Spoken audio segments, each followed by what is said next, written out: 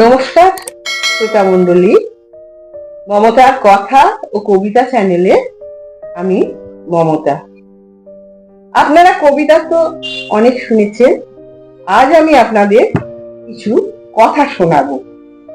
কথাগুলো আমার নয়, দুই আধুনিকা মহিলা। আমি মাঝে মাঝে নাতি নাতনিদের স্কুলে যাই, ওদের আনতে বা নিতে বা কোনো প্রোগ্রাম থাকলে আমি স্কুলে যাই। সেখানে গিয়ে অনেক কম বয়সী মায়েদের সঙ্গে দেখা হয়। তারা নিজেদের মধ্যে নানা বিষয় নিয়ে আলোচনা করে। তাদের আলোচনার বিষয় থাকে বিভিন্ন টপিকস। কারো আলোচনা হয় বাড়ির কাজে নিয়ে ভীষণ কামাই করছে, তো কেউ আবার গৃহ শিক্ষককে নিয়ে সমালোচনা করছে, ঠিকঠাক পড়ায় না।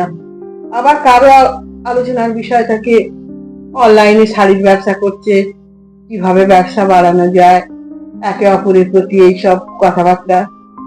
আবার কারো কারো আলোচনার বিষয় থাকে হলিউড, টলিউড, সদ্য শেষ হওয়া ওয়েব সিরিজ পঞ্চায়েত নিয়ে।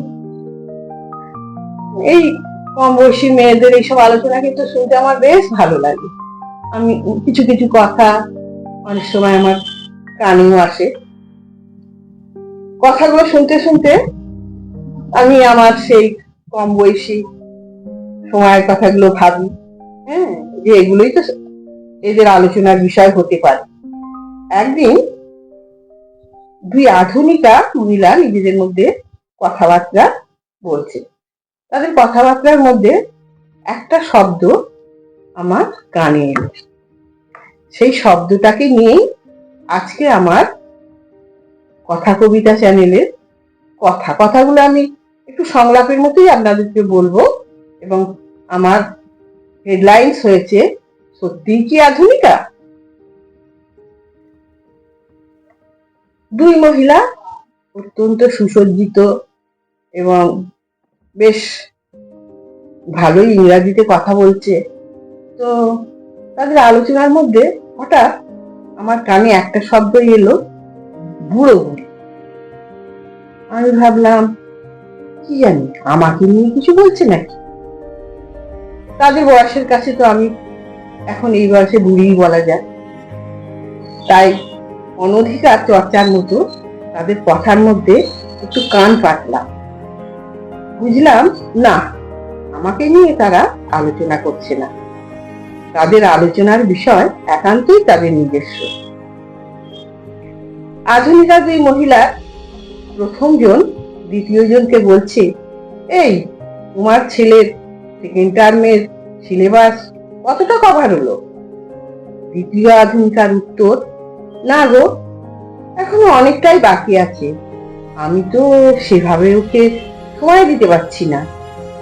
শাশুড়ির দুদিন অন্তর শরীর খারাপ, তার পিছনে অনেকটা সময় আমাকে দিতে হয়। প্রথম জন সব শুনে টুনে বলল, ও আচ্ছা। দ্বিতীয় জন আবার শুরু করে, আর শরীর ভালো থাকলেই বা কি, ছেলেকে তো আমাকেই দেখতে হয়। তাছাড়া ছেলেকে আমি শাশুড়ি ঘরে বিশেষ যেতে দিই না। যত সব ইমোশনাল ব্ল্যাকমেল, ব্যাকডেটেড কথাবার্তা। প্রথম জন জানতে চাইলো কিরকম? দ্বিতীয় জনের উত্তর,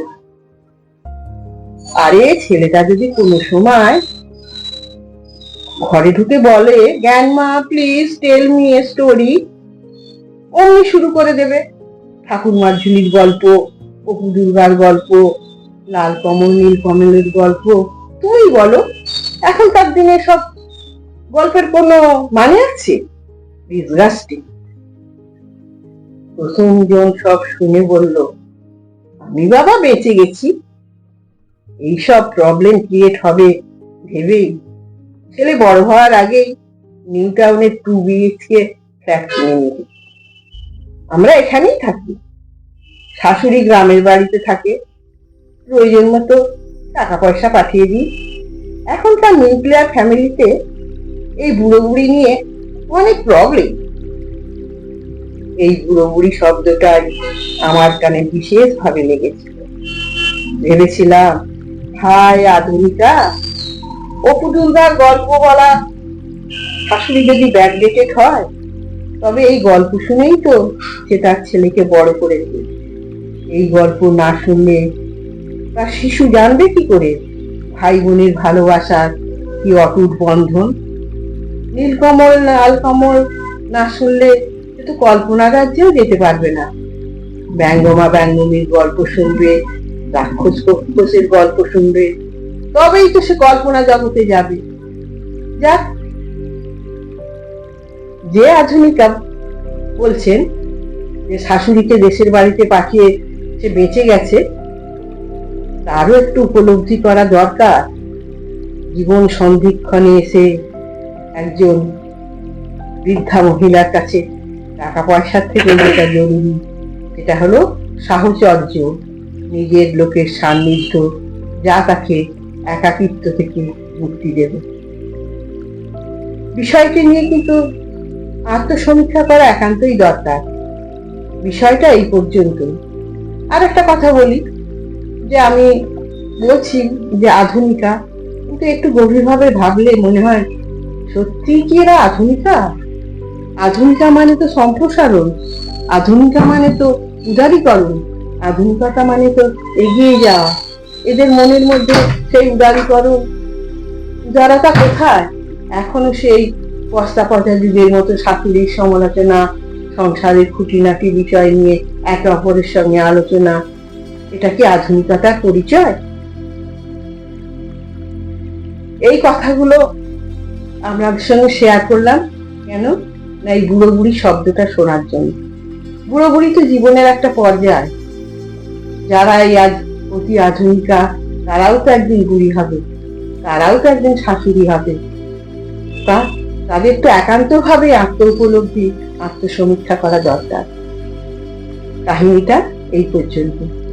যদি আপনাদের ভালো লাগে অবশ্যই লাইক দেবেন, শেয়ার করবেন, যাতে অনেকে আমার এই লেখা পড়তে পারে। নমস্কার।